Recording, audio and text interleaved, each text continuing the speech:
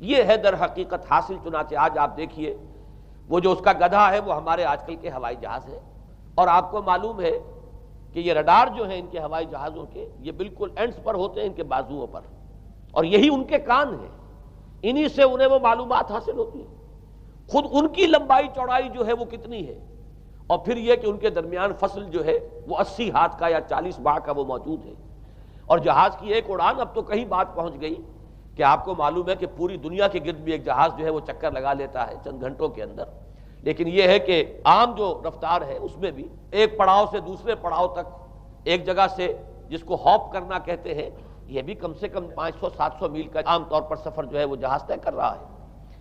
اسی طریقے سے ہماری جو سائنس کی، خاص طور پر جو طبی سائنس ہے، اب اس میں جس طریقے سے کہ زندہ رکھا جاتا ہے انسانوں کو، اور وہ ویجیٹیبل چاہے کہا گیا ہے ان کو ہیومن ویجیٹیبلز، لیکن یہ کہ دل کی دھڑکن بھی چلائے جا رہے ہیں، خوراک بھی پہنچا رہے ہیں، آدمی جو ہے وہ زندہ سال ہر سال تک زندہ پڑا رہتا ہے۔ اور یہ کہ سرجری بعض جانوروں پر تو یہ بات ہو چکی ہے کہ کاٹے گئے ہیں اور پھر ان کو سی دیا گیا ہے، جوڑ دیا گیا ہے۔ یہ تمام جو بھی معجزے ہیں اس وقت سائنس دکھا رہی ہے۔ اسی طرح اگر یہ معجزہ دیکھنا ہو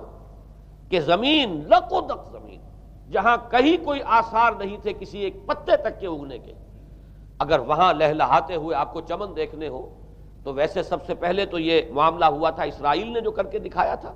لیکن اب تو آپ ابو ظبی چلے جائیے، سعودی عرب میں چلے جائیے۔ سعودی عرب کے اندر حال یہ ہے کہ آپ اگر ہوائی جہاز سے سفر کریں ریاض سے جدہ تک تو آپ کو جگہ جگہ بڑے سرکولر پیچز نظر آئیں گے جہاز سے، نہایت گرین، اور اس کے اندر جو ہے آرٹیفیشل اریگیشن کے ذریعے سے، اور بہت عمدہ وہاں کاشت ہو رہی ہے، اور بہت خوبصورت فارمز جو ہیں وہ تمام کے تمام سرکولر پیچز، اس لیے کہ جو اریگیشن ہوتی ہے وہ ان ویلز کے ذریعے سے ہوتی ہے کہ جو ایک سرکل میں چلتے ہیں، اور پانی کی وہ آرٹیفیشل بارش جو ہے وہ ہوتی رہتی ہے۔